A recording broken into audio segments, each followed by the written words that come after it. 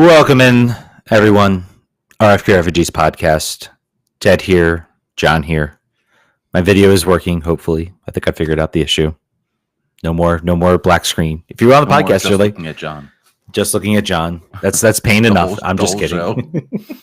That is still up on YouTube, by the way. I'm sure it is. Our live stream is just me. I'm sure it is.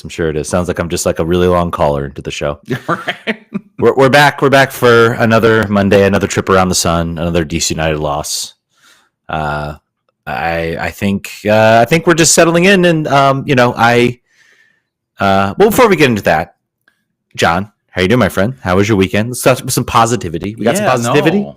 The craziest thing was we had 2 weeks off, and it doesn't feel like it. It feels like we just did this show last week, doesn't it? It does feel that way to me. A little bit. Not because of you, just because of this dumb team. What was my weekend? I swam in a pool, and then on Sunday I played baseball. Nice. We played in our playoffs. So I'm in an old man league, which is 30 and up, and I'm 40, and most of the people on our team are my age or older. And because we were 8-0 in our regular season, they put us up against an 18 and up team that was only 1-5 in their league. Here's what I'm going to tell you. 1-5 when you're 18 or 20 is a lot better than 8-0 when you're 40 or 50. And I couldn't tell you why these two teams are playing in the playoffs of a one. Like it would be like, all right, so the Seattle Sounders have made it to the final round of the playoffs, or the second to final round of the playoffs, and they're going to play the Charleston Battery for some reason. We don't really know why. We're just going to put these two things together at the end and see how it goes. So yeah, that was fun. That was real fun. That was almost as good as the game that we watched here that we're going to talk about. How about you? Oh, it was good, man. I did the pool on Sunday. I did live soccer on Saturday, so I did watch the game. I watched the full game. I made an effort to pay attention, to focus on the game, but I did miss the live broadcast.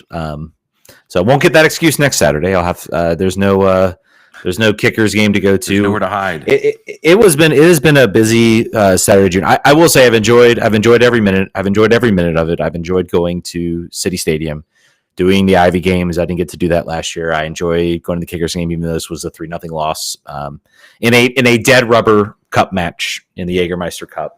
I got to see Corey Burke. I got to see Jacob Green. Safon Jafal was out there.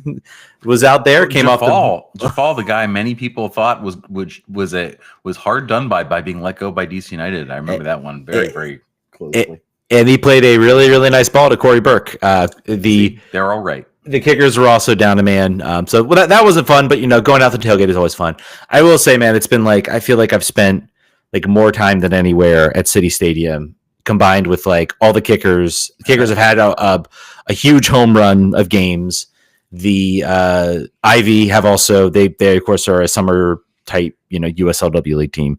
So this weekend is going to be a break. Be back at it on the 12th. So I'm kind of looking forward to just a nice little break from going to City Stadium, paying $10 for beers and stuff like that. So if you were to go right now to DC United's homepage, what do you think is front and center on that homepage? Is it the Halo Lounge? It is the Halo Lounge. It is the only thing on the website. It is the key thing. It doesn't move. It is the only thing you can look at. You have to click to find anything about games that have been played. So I don't know about you, I got 3 emails about the Halo Lounge in the last week and a half, and I unsubscribed from all my DC United emails because of that. So I'm just here to tell you, listen, I get it. This is obviously a directive. You've got to push the Blue Halo Lounge. But can I imagine a thing? Who is signing up for this right now? What human being has signed a 3-year contract with the Blue Halo Lounge after watching? Because A, the soccer's bad. But if you're buying that, it's like a business expense, whatever, usually. But who, B, who, how is that? How is that something you could sell someone on? Hey, got these sweet tickets to go see a soccer game. Who's playing? Is it the Spirit? No, it's DC United. That's okay. I'm good. I don't want to go. No, thank you. I don't want your business. Unless that includes the Spirit, which would be a more enjoyable experience than going to DC United right now. It is what it is. But we're gonna smile. We're gonna be happy. We're gonna talk our way through it. Right, John? $2,000 a seat for the rest of the season. That's not even the whole season. That's just from here until the end. And you have to sign a 2-year agreement to get 50% off your second ticket. Allie, please, $5,000 a seat. Please, for the love of God, sign somebody. I don't care anymore. We need something else to talk about because we got to talk about this game.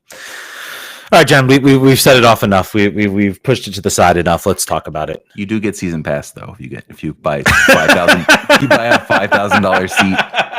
There you go. So it's $100 thrown right in there. You get to watch other MLS teams that are better than DC United right now. All right, John, we pushed it on. Let's talk about DC United 1-0 loss to Nashville.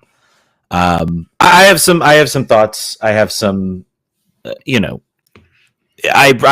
was like, I know this is going to be bad. I know, like, I looked at the chances. There wasn't a whole lot. Like, I'm really going to focus. I'm going to focus today. I'm not going to get distracted. I'm going to make sure I can properly assess this team because I'm like, it really is like, is it really this bad? Or is it just, are there things that are interesting? Maybe I'm grasping at straws. I don't know. Before we get into that, John, I want your thoughts. What's your thoughts on the game? Well, I'd be interested about yours because the answers to my having watched that game is there is nothing interesting going on, and there's no offensive attacking, and there's no creativity at all to be found. I imagine I haven't watched the highlights, but I imagine the highlights are about 1 minute and 30 seconds. The condensed match. There just was not. Obviously we had some subs in the second half that are interesting. We can talk about that, but there were 2 chances that were basically the carbon copy of the only way DC United has found ways to score goals, which is cross the ball to Benteke. And that he almost scored once or twice from that. So that was good to see him back on the field. Now it is possible for this team to score goals again. So that's good. We should be happy about that. Injuries are diminishing over time. But I think the problems in the team sort of remain. There's no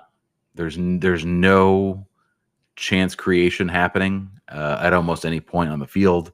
The defense is still slow when forced to sprint against, and Nashville doesn't have that player really. So we were lucky there. They were not getting burned the way that we had other ways.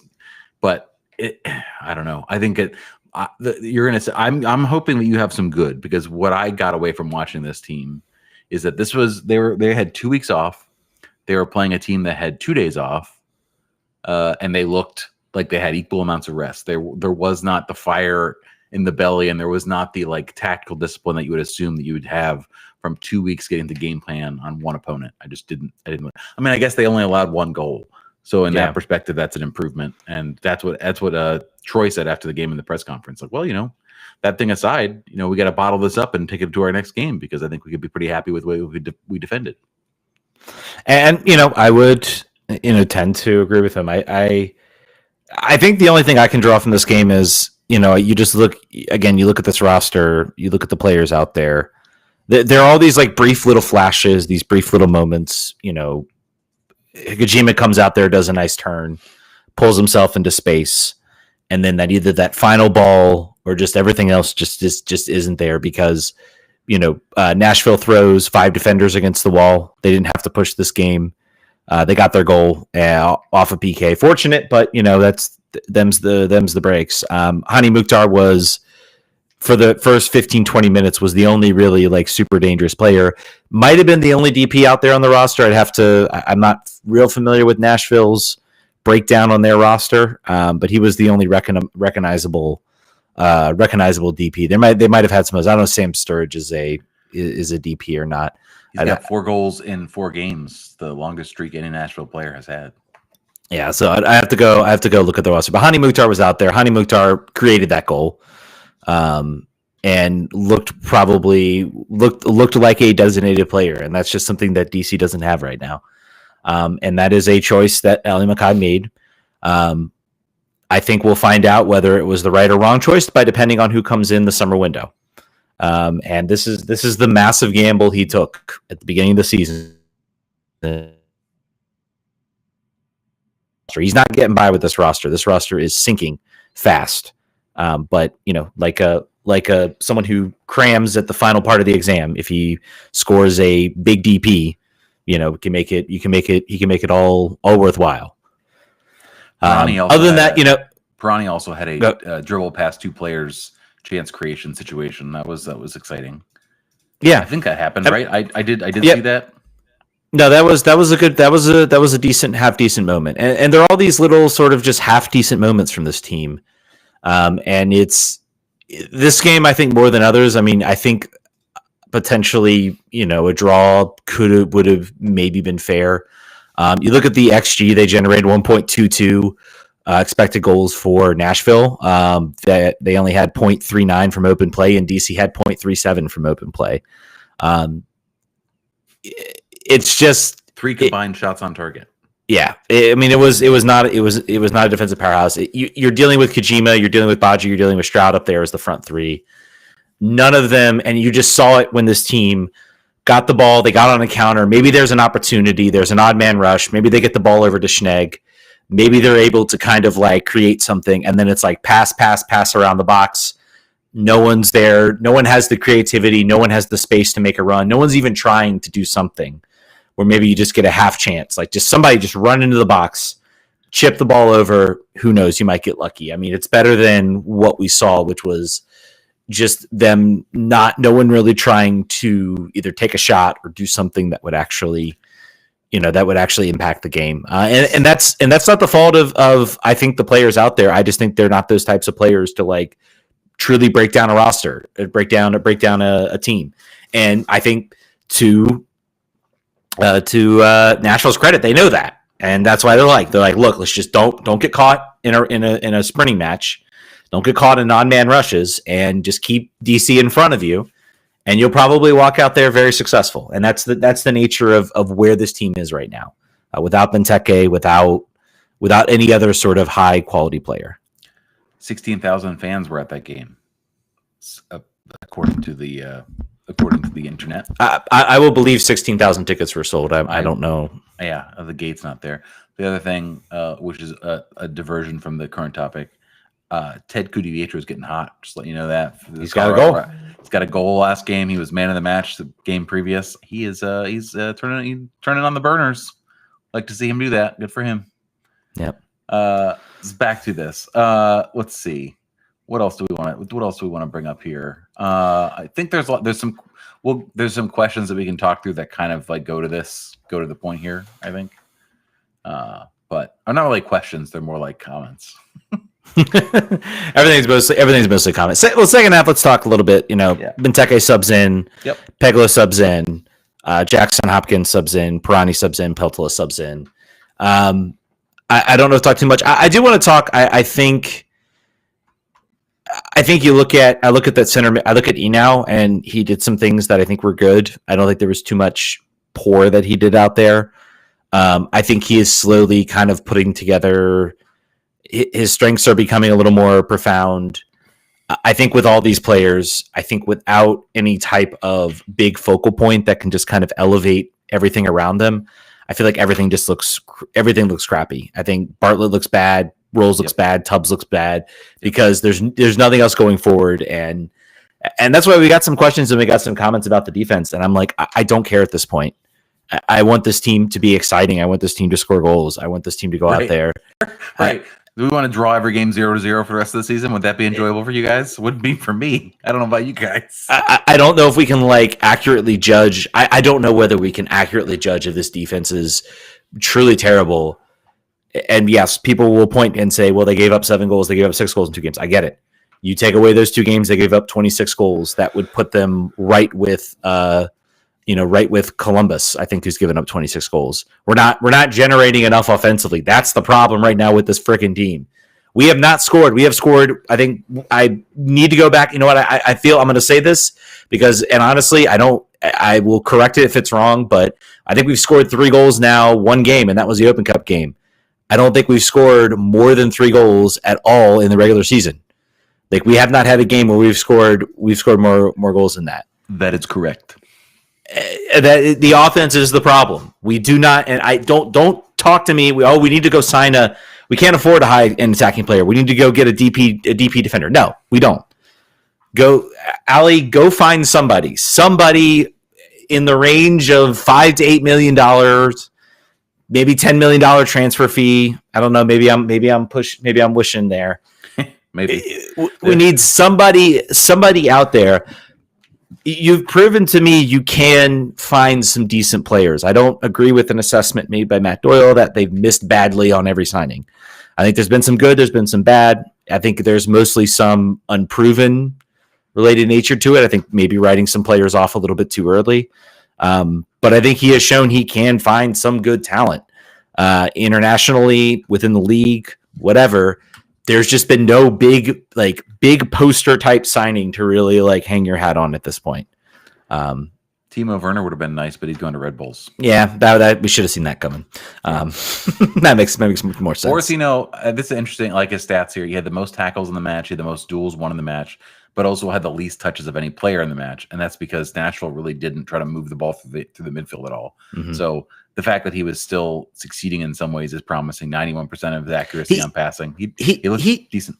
He's been good. Like he also I think lost 7 duels. He won 8, lost 7. So but he's out there. He's out there trying to make plays. And even when like Peltola came in, he had one moment where he made a really nice read, really nice interception, tried to get the break on, just his touch kind of lost it for him. I think a lot of it, particularly in that midfield, they suffer from somebody that can sort of provide them an outlet, an effective outlet.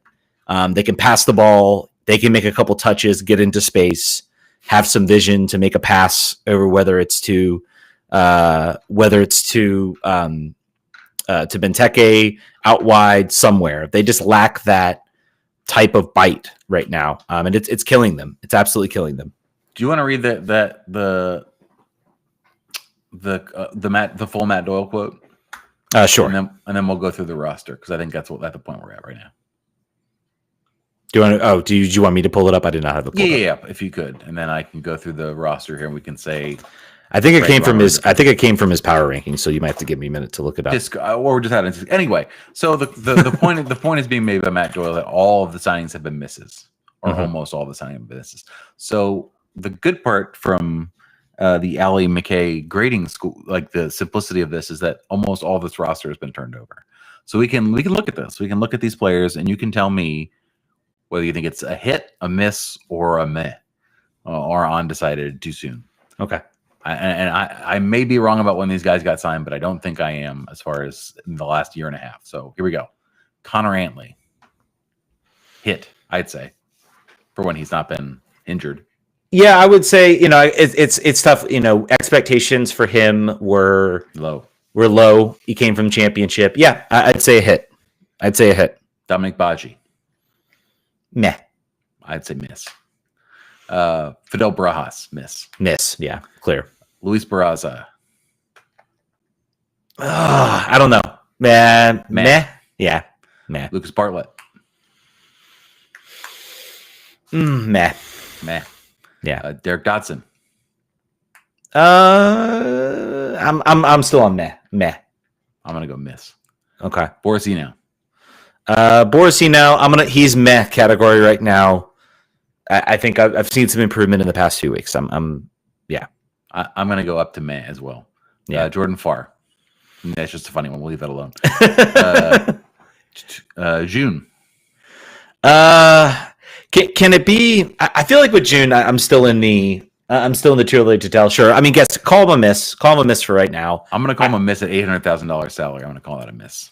Well, again, cap under 22s, but you could give that to somebody else as well. That's fair. That's money. That's money you are not giving to somebody else. He is a miss for right now. Goalkeepers are weird. Goalkeepers, it takes a minute. I'm willing. I think he will start against Nashville, and I think that will be a big moment for him. I think he's been the cup keeper for a while now. So Karamoko. It's too early. I don't know if you can really tell. Like that's a too early to tell type player. Kojima. Hit.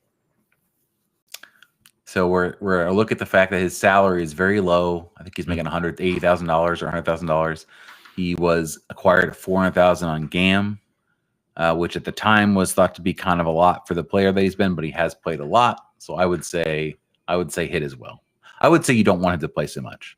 Yeah, I would say that would be ideal, but that's your hope is that a DP is coming in that slot Maybe he gets moved around. Maybe he plays again more in that center midfield role where I think he can be a little more effective.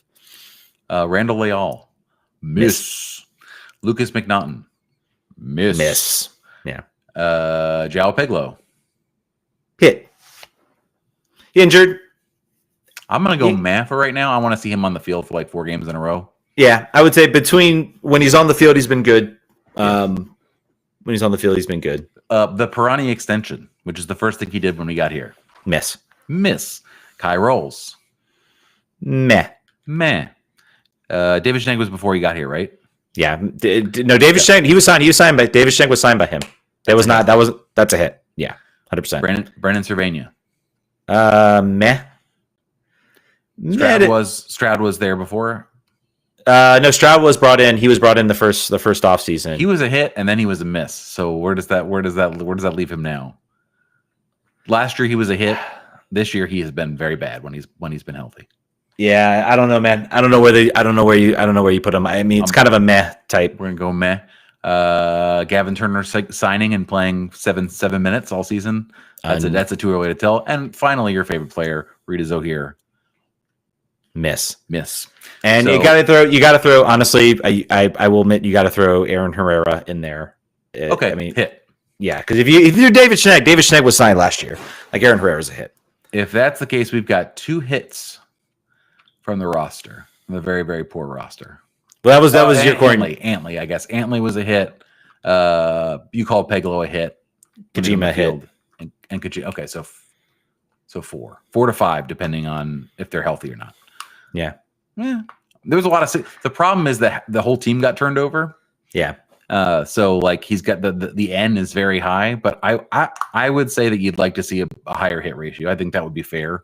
The problem is that a lot of these misses are at the depth end of this roster, but even still, you got to when you're shopping at you're doing your grocery shopping at the dollar store, like you're not gonna get a lot of great things, but you're gonna hope that what you do buy is at least satisfying. The miss rate, you talk about the major miss, really just being Pirani. I mean, you look at the miss and Real, okay, 100K. That was a flyer you were taking. You knew the situation you were in. You didn't have the opportunity to go. You made the trade you made. I think the bigger, by the way, but that's just me. Yeah, I don't know. Goalies are weird for me. I feel like there was some good things and some bad things. I think he got stuck when the team was trying to transition. I'll be very curious to see. I think he starts. I think he gets the cup treatment. I think he starts against Nashville, and we'll see kind of where it goes from there. Well, we also didn't bring out Matty Peltola, which I don't know if you classify as meh or. I would say he sits in the similar classification of June in that the expectations are in understanding that under 22 players, which he is still an under 22 player. Yes. No, he's no longer. He's a TAM player. He was a young DP. Right. Now he's a TAM player. He cannot be, based on when he was signed, he cannot be a U22 player. He was fine for me at an under 22 spot. He is not fine for me at a TAM spot. I think from a contribution salary perspective, I don't see it. I will add his TAM level is like I think 100 to 200K more than like the max salary. So it's not. You talk about a TAM level. I mean, yes, he is taking up. He's taking up a max roster spot. So I'll classify him. I'll classify him as a miss for now. Apparently, he's not very happy. He might be one of the players that gets kind of offloaded this year. In the summer window, he might be looking for an exit spot if they go out and get. Even I would say any sort of transfer fee. He came in as a free transfer. So that would be, from a financial perspective, a windfall. I think the real marks you can have against Ali Mackay have been 2 trades this year. You can talk about the selling of Ted Kudu-Pietra for $1 million in GAM. You'll never not convince me. That was because the ownership wanted to go after. I still think to this day, they had this offer for Ted Kudu-Pietra. They were like, nope, we're not going to entertain that. Like, I got a plan. He's a part of this team. I don't think the coach wanted him to go. And then I think what happened is the ownership stormed in the room and they were like, And they were like, well, we got to go. We think there might be a chance we can get Paul Pogba. We got to go get Paul Pogba. We got to get Paul Pogba. Refute that claim all you want. Come on the show, Ali. Refute that claim. And I think ownership showed up. They said, we're going to go out and get Paul Pogba. And they're like, crap, I need that $1 million in GAM from doing the 2-4 U22. But if we had to get Paul Pogba, we have to have that DP slot, and I can't do that. So he sold Ted Kudapietro for $1 million in GAM in money, which then I think was converted. Some of it was at least converted in GAM to cover up some of the windfall. So you'll never not convince me of that. That is, those two things were somehow related. And of course, we talk about the trade in December, trading away Matthias Klick for nothing and having to hold his DP slot. Also sold Mattia Kambone for $1.5 million. Yeah, I don't fault that move. If Bournemouth is coming and Bournemouth's interested, I think you do that. You get a good sell on. I don't think he would be getting too many minutes in this roster. Oh, you don't think so? You don't think he'd play over Garrison Tubbs? I don't know. Maybe. I think that offer's on the table. I think you take it. I think you can't really say no to an offer like that, especially if you're trying to show that you're willing to sell kids on. So. Yeah, I think our rep is pretty much mud from every other perspective, other than the fact that if someone offers us any money for you, we'll take it. Which has been, I think that's since Luciano Acosta, that's been the modus operandi. Is like, if you come in with an offer, you're gonna go. Sean coming in says, I think Herrera is talented, but I'm not sure he's worth it. We have a lot of salary cap to put into an okay defender with better offensive output, but we don't put him in those positions. I'd call that meh. I think you're 100% wrong on that front. Look at what he just did to basically get Guatemala past Canada in the Gold Cup. Mm-hmm. This is an exceptionally talented player. DC, look, Antley's been, we call Antley a hit because Antley, there was no expectations, and Antley is versatile. Antley is able to play different roles. Look at when this team is without Aaron Herrera versus when they have Aaron Herrera. I was happy for him when Guatemala qualified. I was also like, crap, because I really need him back. I disagree with you completely. I think Aaron Herrera is a really, really good player for this team.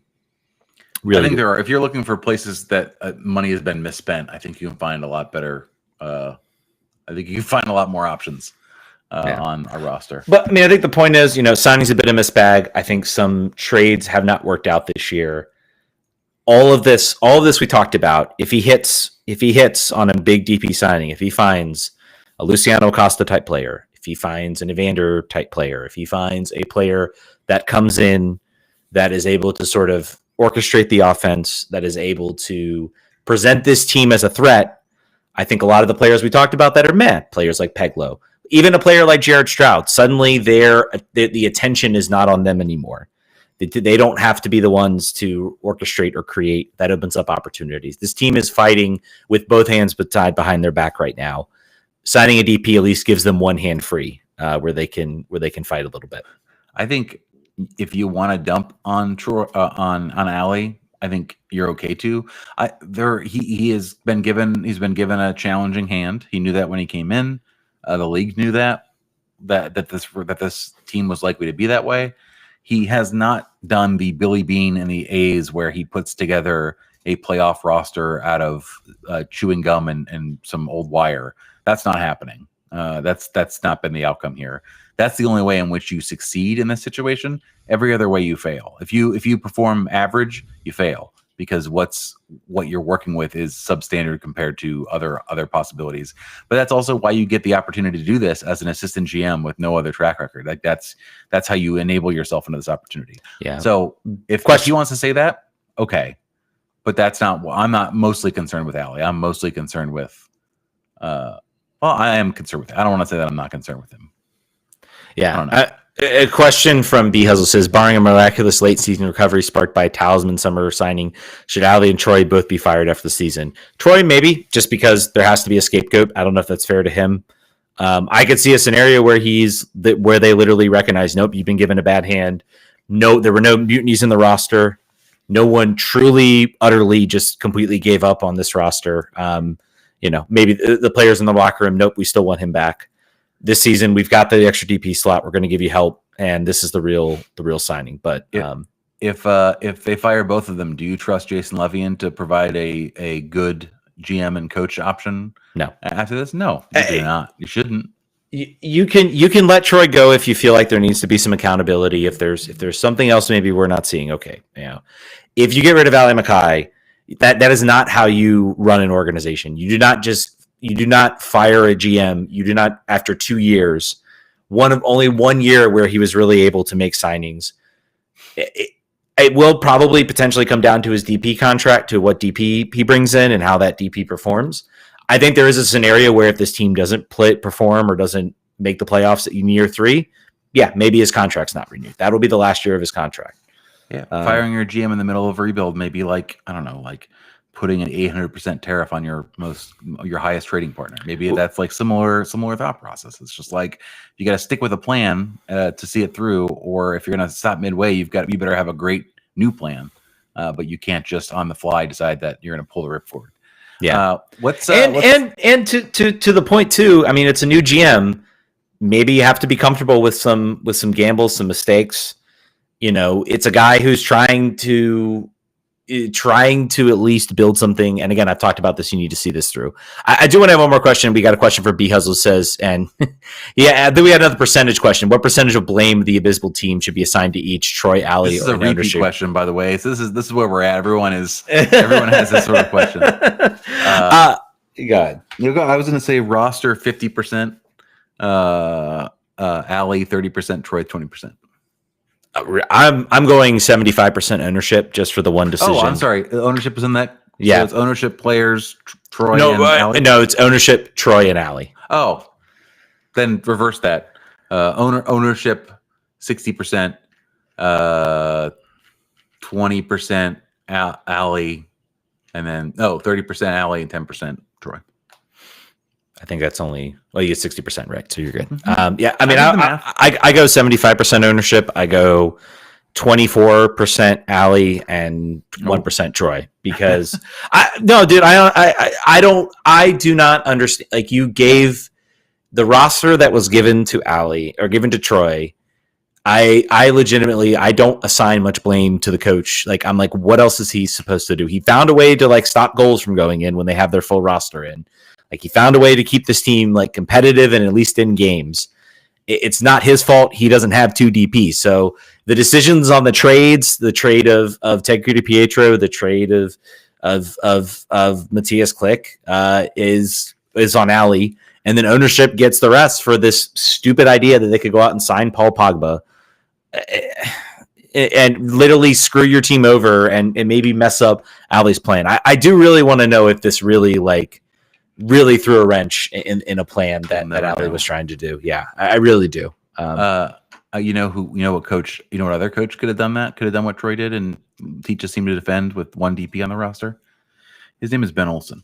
We've got Brett. We've got a listener. Brett wants to tell us where he's at right now as a fan. Hey guys, this is Brett. Thank you guys for the opportunity to call into the show. I want to express my appreciation for all that you guys do. You are insatiable masochists, and I think you guys need professional help, but until you get it, I'll keep listening. Anyway, wanted to weigh in on thoughts on the team. I've been a diehard fan for about 7 years, followed the team very, very closely, listened to all the pods, watched the games, but I think at this point I'll just say I'm pretty tired. I feel like after the same things over and over again, year after year, we're running out of things to point a finger at. In terms of head coaching, we've had 5 different head coaches, including acting over the past 4 years. DC United kind of feels like the friend that I'm sure everybody had in high school or college who would completely take on the person or the personality of the person they were dating, disappear for a few months, break up, come back, and then do the whole thing over again. Just absolutely no intrinsic personality and values. In terms of the roster, we've seen almost complete roster turnover the last couple of years. We're not better. I think you can make the case that we've regressed. Part of that is having a new GM. I don't think Ali's worked out super well. He's had a few signings that have hit, but he's missed on the TAM signings. We kept Pirani and sold Ted. I think that's all you need to know there. So I think between Troy and Allie, they're not going to save this club either individually or collectively, especially when it seems like, we have to save it from our own ownership at times. I don't think that's going to happen. But by the same token, I also don't know that firing them is the answer, because we'll just be mashing the reset button all over again, and that's gotten us absolutely nowhere the last few years. So, what we have is a GM with mediocre results, a roster that he and Troy built in their image, a coach in Troy who hasn't been able to get more out of the roster than the sum of its parts, and an ownership that may be doing more harm than good. So what do you even do with that? At this point, it seems so convoluted that I'm not even sure I care.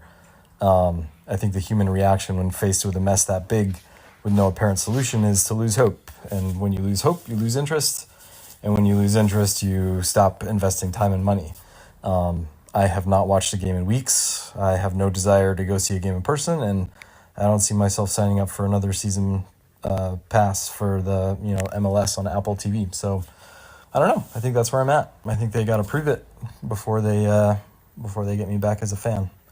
That's about it. Thanks, guys. I think that's great. I think that's really well put. I don't have too many qualms. Yeah, no, I mean it's everything. There's not anything to object, maybe, except along sort of the margins. I mean, I agree with him. Like, I talk about this. He's like, well, I have no interest in going to a game, and I'm like, you know what?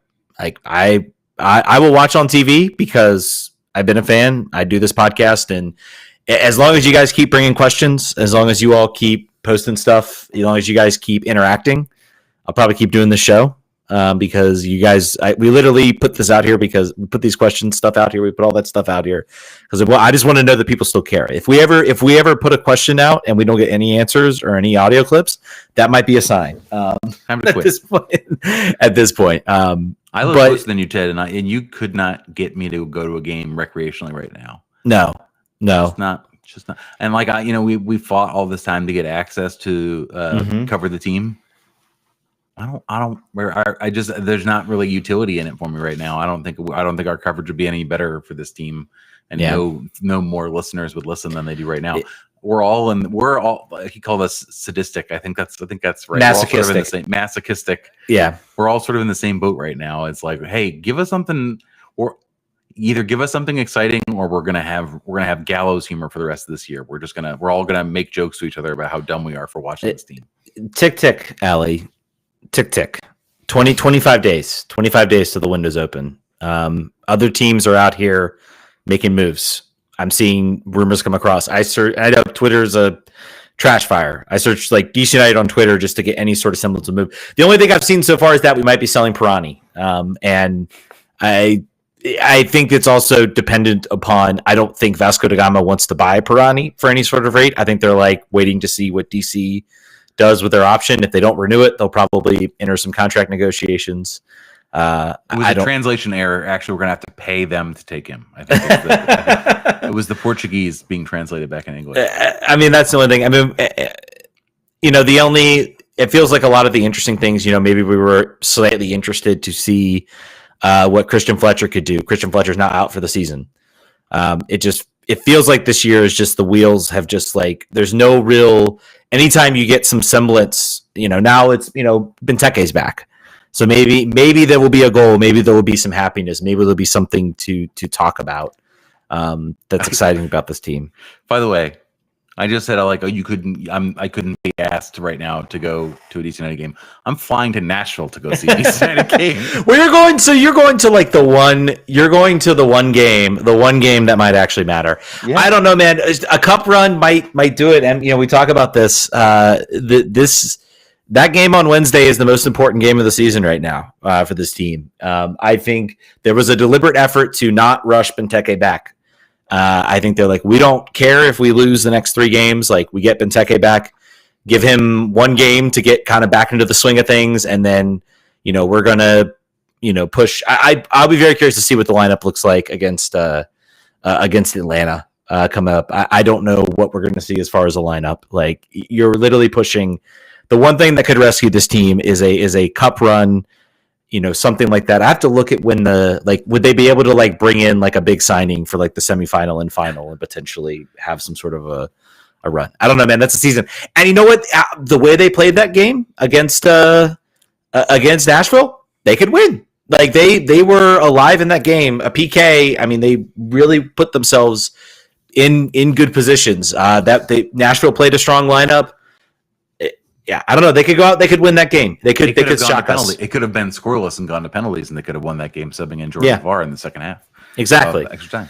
Exactly. So I mean, crazier things happen, man. That's the only thing. I think after Wednesday we're going to get there, and maybe the cup. Maybe we're going to be in the semifinals of the U.S. Open Cup, maybe potentially. And I don't know. How does that? What does that do? What does that do for you at this point with this team? Is that a rescue moment? Is that a I don't know. It just strings me along a little bit longer. Just pulls the butt out of the fire a little bit. Sean on Facebook says, I've been going to United games since 2003. I'm seriously considering not renewing tickets next year. It sucks, but that's where we are. Having your podcast continues to help me feel better that I'm not crazy and alone in my support for this team. Yeah, I've heard that a lot too. We've heard a lot of people talking about canceling their season tickets. And it's not like where you hear it on the internet speciously, like, oh, I'm not going to do this anymore. These are people that like we know a little bit that have been listening to the podcast a while and interact with us. And I think that they think they mean it. Some of them actually have gone and actually canceled it. So yeah, I've got an email to read from Carlton. Guys, thanks for the forum to vent about the team that is known as DC United. To save us last week, the offense was toothless. To say last week the offense was toothless is an understatement. They were not only toothless, they were denturist. They were implantless. They were biteless. The amount of frustration that is mounting with me is at an all-time high. What is it going to take for us to be taken seriously as a fan base? I recently returned from California. I met with some old friends who essentially chuckled in my face regarding our team. Ownership has the nerve to roll out a brand new premium high-dollar experience lounge and expect us to foot the bill for this? Well, where the hell is the money going for the last decade or so that this ownership has been here? I'm not saying that we should win a championship every year, but we sure as hell should make the playoffs consistently, being that we were the flagship franchise to start this league out. Who do we need to write to have some different ownership group stepping, because these guys are absolutely daft. They have zero clue how to treat this fan base, and it's starting to really grate on me negatively. If you want me to spend thousands upon dollars to dedicate hours and hours to this team, but you can't seem to get players that are on the level, I would settle for a middle of the table team at this point. Never mind going to the playoffs. Thank God for TFC Montreal and Atlanta United at the moment. Who can we get to step in? I nominated a couple of people: Michelle Kang, Jeff Bezos, essentially anybody that will fill the team that will give us better than what we have right now. I won't say that the players aren't trying, but I know that we have very few pieces out there that are to the level. Sorry, that's my rant. Appreciate your time, Carlton. I will say this. We have made the monkey's paw analogy many, many times. Ted and I have over the years. There is certainly an option out there that exists where this team has new ownership with nearly unlimited funds, but I don't think you're going to like it. I don't think you'd be very happy. There are like, thinking about who bought Newcastle, who is doing advertisements on the ribbon board at the World Cup, at the Club World Cup. There are some connections that could be made where who could buy out Jason Levian out of sort of his full ownership of both the club, the stadiums, the real estate component to the. There's one group I can imagine doing it, and I would not want them to do it. And I think a lot of the fans will be upset about it.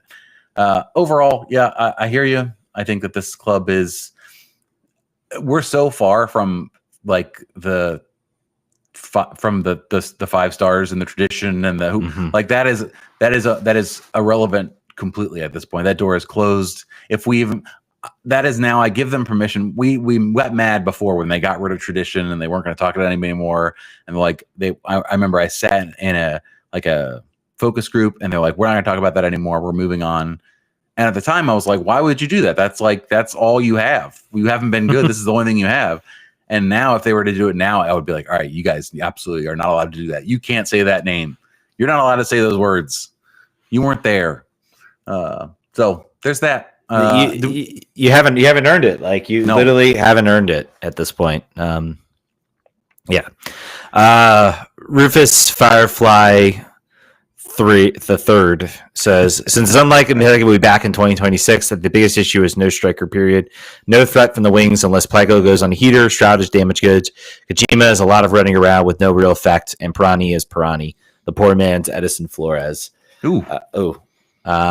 Yeah. I mean, in theory, you get rid of Benteke. There's an open DP slot you can use. I mean, they said a stat that he's been gone for 50% of DC's games. I think that's attributed to why the team's been so poor. This season. Yeah, this season. He was relatively healthy last season, won the Golden Boot. He's been injured this year. And that's the risk you take when you sign a plus 30-year-old forward, is that he goes down. Yeah, I mean, I think right now for Ali, it's I still want to give him a chance. I want to see it out, but I'm also at the point now where I'm like, you've got to knock it out of the park. You can't, not a solid ground ball to up the baseline for a base hit. No, you've got to hit like a homer on this next signing. Yes, I'm using baseball analogies. I know. Dear God, what have you done? The world has ended. God, what have you done to me? I mean, that's really what it's going to take. Brendan Curtlight says, which player has been the biggest disappointment for you so far? Mine are Stroud, Bartlett, and June. I'll put Stroud in June. Stroud, based on what we saw last season, which was pretty good. There was an idea there would be some elevation. June, I'll put on that list. I think there was a lot of high expectations. I'm going to put Bartlett on that list. He's been about the same for me this season, but I don't know. And I guess the only other player I would put maybe as like disappointments, I think maybe it's because not everyone really expected this, but like Pirani was given the keys, man. It was like, here, man, go make this your thing, and he just hasn't done it. So you're not disappointed in Pirani. No, not at all. No, he is exactly who I thought he was. Yeah, no, I think you said it. You could maybe say you're disappointed in Herrera, not because of anything he's done, but how he's being used and the way that he has not been able to impact the team the same way as he was previously with previous formations and sort of setup. But yeah, other than that, I would say you covered it. Some people are disappointed with Jacob Merle too, but he's not to a level where he can disappoint me yet. Yeah, that's another player I think we forgot to mention that I think you would maybe classify as meh. Some good moments, some bad moments. Brendan says to pile on Bartlett, he and Chris Mavey both came to DC in 2024. Bartlett got a new contract. Mavey got shipped out. Mavey is making less. He was on Bogart's list of top value players, and San Diego's top of the table. Did Mackay screw up? Yeah, I don't know if that's just a case of San Diego having better players up top that can actually perform. McVay did not look good to me, and Bartlett was better last year than he is this year because of the team around him. Yeah, and also the fact. Go ahead. It's in my opinion, it's a classic case. I think all these players that you're looking at poorly, it's because there is no big impact player that can sort of really effectively break down a defense consistently. There's no DP. There's no massive DP in the midfield that is able to do the chance creation that we need to at least become a threat that other teams have to account for. Until that's there, you got what you got. I'm now depressed thinking about this team post Benteke, just because, particularly if this next DP signing in the summer, assuming there is one, which we think there will be, isn't immediately a home run, I'm not going to trust him again to make another huge gamble on the DP, but that time for the goal scorer, the talisman, the number 9. Man, I'm looking forward to 2026 a little less. You're gonna have to. So I'll say that. So not only do you need the signing for this team to be watchable, you also need that signing to be a hit for people to have faith in the continued progress going forward. Because I cannot imagine Benteke being picked up for another year after all the injuries this year. Maybe you do it. Maybe you figure out. Maybe that's a move. I don't know. I think you see how he works with the DP, and then he's going to have the if he goes on a tear, if he shoots back up the scoring charts with whatever new DP, maybe you say, let's ride this one more time. We got the option year. We just have to then go find someone else as a DP, and then and maybe we can go from there. I think that's what it's going to take, man. This could not be a more crucial window for Ali Mackay. I think this will determine he either rescues this whole thing, and to people that say I'm crazy and think the players are actually bad, I think this feels like this team feels very, very much like the 2018 team, which was nothing special at all. And they were looked just like this. It was just, and if they were playing on the road, they were waiting for the stadium to open. And then, Wayne Rooney burst onto the scene and all the players around him picked up their game. And suddenly it was different. That's the type of impact like a player like bringing in, and it says it doesn't have to be I'm not saying it has to be a world superstar like Wayne Rooney, but getting a player in there that can excite the players, can say, I'm going to be getting a delivery from that player, and he's going to put it exactly where I need it, exactly where I want it, and I'm going to be able to get some opportunities. That can cause changes. That can cause players to elevate their game. Sam Surge, by the way, is a DP, and he's only making $3 million, $3.1 million. So he's right now the golden boot leader in the league. So you don't necessarily have to spend $10 million to find the player that's going to succeed in MLS. You just have to pick the right ones. Yeah, let's go. And so Sam Surge DP. He has Hani Mukhtar in there. And the biggest problem with Hani Mukhtar was Hani Mukhtar did not have a consistent threat in the attack last season, and that's why he struggled. Now he has that, and he looked very good in this game, and was very clearly above everybody else on that field. All right, folks. Yep, I think that's going to do it. We got some other discussions, other questions. We really do appreciate it from you all. You guys are great. Thank you guys so much for listening. We will catch you guys next week. Vamos.